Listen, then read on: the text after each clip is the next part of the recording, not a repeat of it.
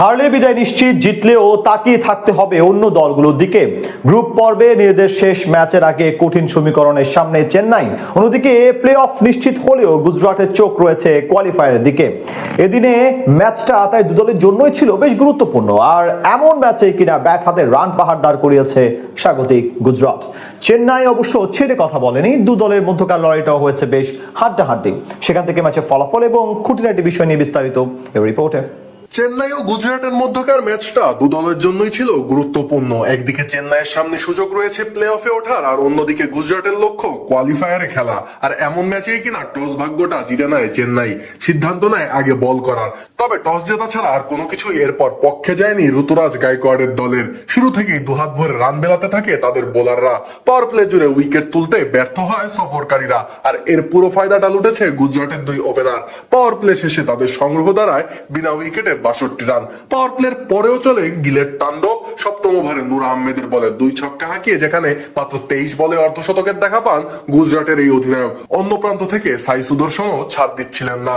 একের পর এক 4 ছক্কায় দুজনে মিলে ইনিংসের 10ম ওভারের প্রথম বলেই দলের রান নিয়ে যান 100-তে। কিছু সময় পর অর্ধশতকের দেখা পান সুদর্শনও। টানা 5 ম্যাচ ধরেই 50 দেখা পাচ্ছেন এই ব্যাটার। তবে পরের ওভারেই ফিরতে হয় গিলকে। স্পেন্সার জনসনের বলে দুবের হাতে ক্যাচ দিয়ে বিদায় নেন এই ব্যাটার। আউট হওয়ার আগে তার ব্যাটে আসে 37 বলে 64 রান। উইকেট তুলে নিয়ে চেন্নাইয়ের বোলাররা অবশ্য ভেবেছিল রানের চাকায় লাগাম টেনে ধরবে, তবে সেটা অবশ্য হয়নি। 14তম ওভারেই দলীয় 150-তে পৌঁছায় গুজরাট। এরপর একের পর এক বাউন্ডারি হাঁকিয়ে বড় সংগ্রহের দিকেই এগোচ্ছিল স্বাগতিকেরা। এরই মাঝে 18তম ওভারে দলীয় 200 পূর্ণ হয় গিলের দলের। তবে 19তম ওভারে জোড়া আঘাত হানে চেন্নাই। প্রথমে বিদায় নেন 53 বলে 84 রান করা সুদর্শন। পরের বলে রান আউটের ফাঁদে কাটা পড়েন রাহুল তেওয়াটিয়া।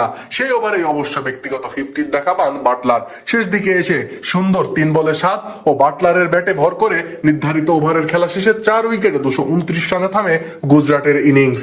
জবাব দিতে নেমে প্রথম বলেই বিদায় নেন স্যামসন। সিরাজের বলে উইকেটের পিছনে ক্যাচ ধরেন বাটলার। তবে প্রথম বলে উইকেট হারালেও দ্রুত রান তুলছিলেন ম্যাথিউ শট ও ঋতুরাজ গায়কোয়াড়। তবে তৃতীয় ওভারেই সিরাজের বলে ফেরত যান চেন্নাইয়ের এই দলনেতা। বোল্ড হয়ে ফেরেন 7 বলে 16 রান করে। একই ওভারে উর্ভিল প্যাটেলকেও বিদায় করেন এই বোলার। পাওয়ার প্লে শেষ ওভারে ফিরে যান ম্যাথিউ শটও। রাবাদার শিকার হয়ে 24 রানে বিদায় নেন এই ব্যাটার। পাওয়ার প্লেতেই 4 উইকেট হারিয়ে 58 রান তোলে সফরকারীরা। সপ্তম ওভারে ফিরে যান কার্তিক শর্মাও। ডিরেক্ট হিটে রান আউট করেন শুভমান গিল। এক প্রান্ত থেকে উইকেট হারাতে থাকলেও দুবে যেন লড়াই থামাচ্ছিলেন না। তবে শেষ পর্যন্ত গুজরাটের বোলারদের বোলিং তোপের সামনে দাঁড়াতে পারেনি চেন্নাই। ফলে নিজেদের ঘরের মাঠে জয় নিয়েই মাঠ ছাড়ে শুভমান গিলের দল। সেই সাথে আসর থেকে বিদায় নিশ্চিত হয় চেন্নাইয়ের।